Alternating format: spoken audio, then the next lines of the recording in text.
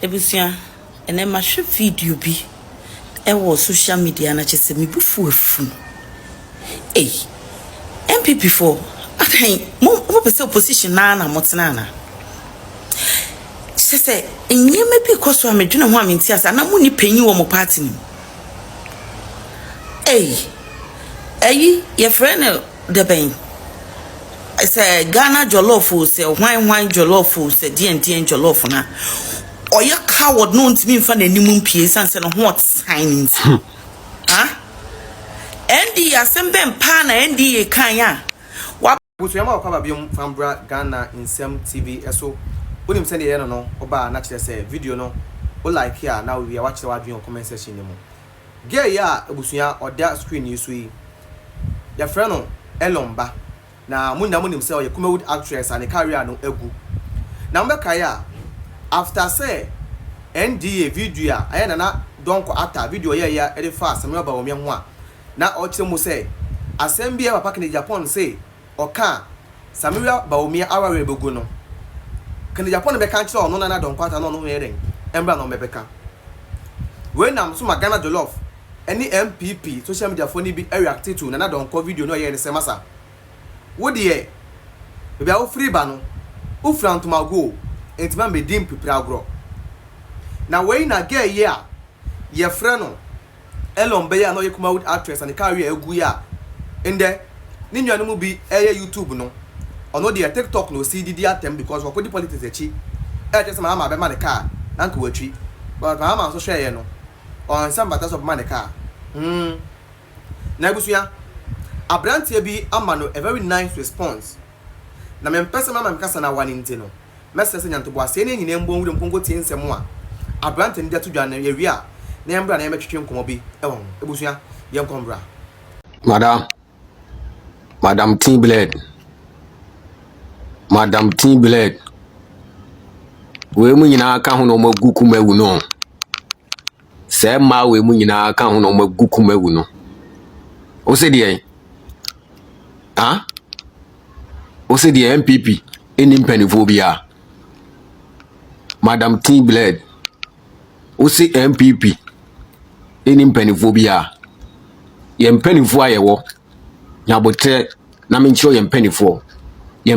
ne wo papa ene wo maame nti anu waka kire mo no matu MPP fo Madam T Blade ye mpanifo ayewo ewo MPP m ene wo maame ne wo papa nti anu waka kire mo no ma betu MPP fo won hu Kwasia asem na aya mudi wo social media no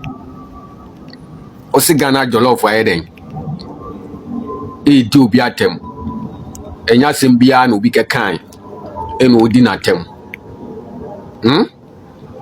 se wo ene edi wa besi ho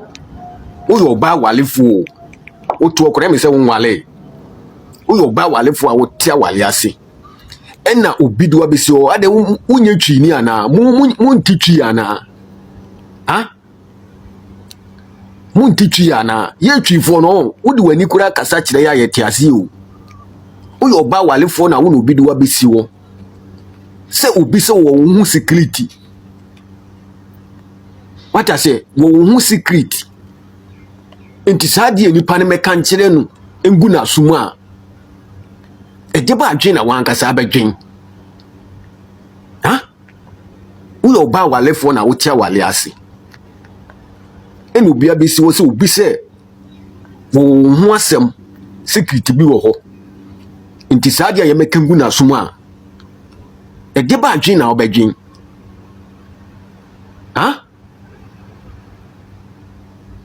enu obetena se Ghana jollof dinatem nti enye fine den sister atem didie ne so awo atem didie no isa atem didie ena Kevin Taylor didi ena odi NDC ba power mutena ho moma emawo mutena ho ma Kevin Taylor to mo ho e kanse mu kire mo ma eni kwa so ka kire mo sister Kumawu utumi condemn sister Kumawu a Kumawood egu na onfofo a start business eye adwuma foforo na abekwa kopa adwuma ye no wo de afi ne wabu asim upupu to de Ghana jollof ono so de behia wo upupu to a ono so de behia wo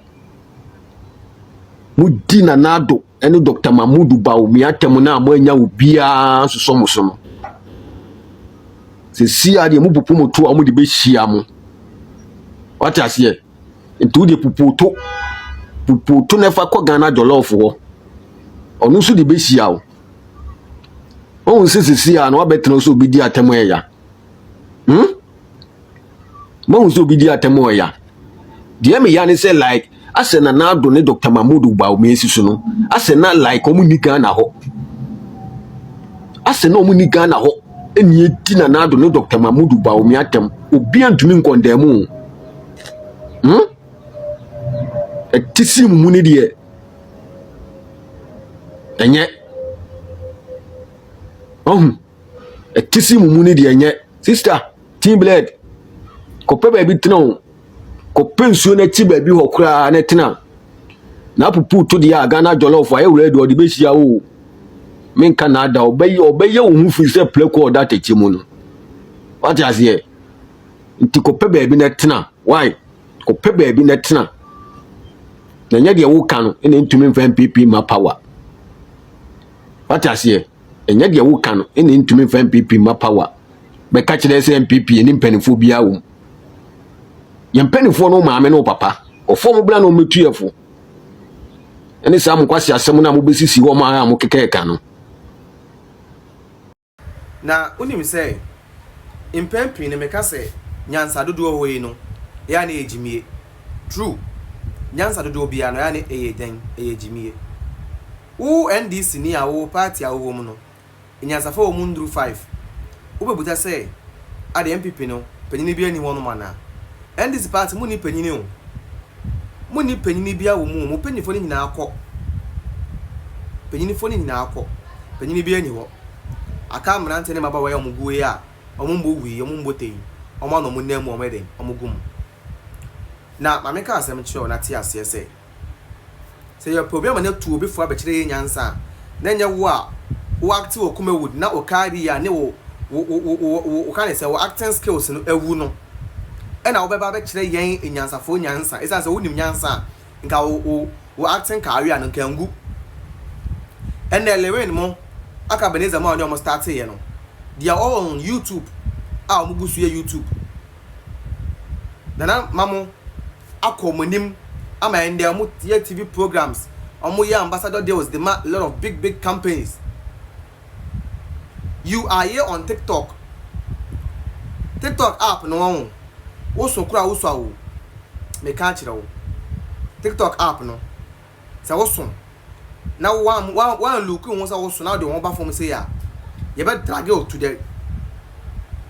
kind of say depth inside. So I want to give you this simple advice, a very simple advice. Say wo share na uni bibia kan share o phone no o so afato baby, because you see one obajimie se obuana no a yebu no nyan what you say so ubu wa no a you say ojimifo no se omuana no a ana se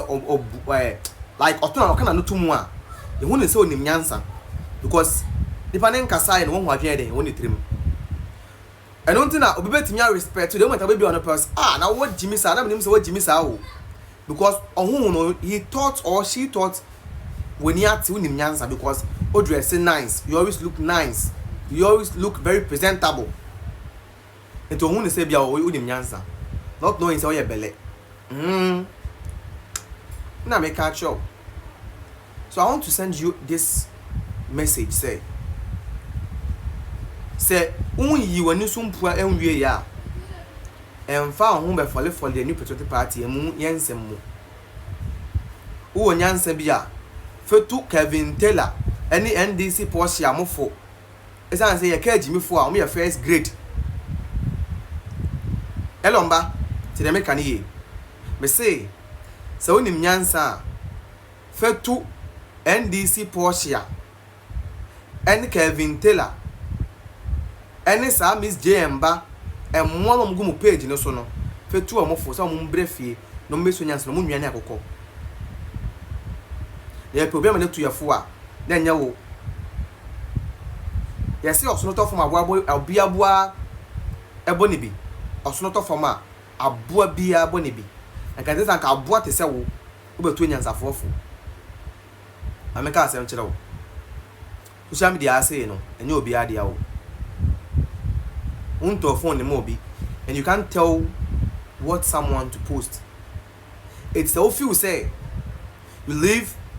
in a glass house yes no me to abo mba park no so yes I to abo ne ba park no so a to ba there you to be to ehia wo na bia ye de na be to times 3 times 4 times 5 the bit you abo ma wadwin be den e be bom. So before you realize no one so why den what din kola bro me dem say me man kasa nwa ha Ghana Nsem TV hunyansa ka je 2025 ne 2020 ne ba be wuro mo no Kwasia bi amfam pipi be dia agro biom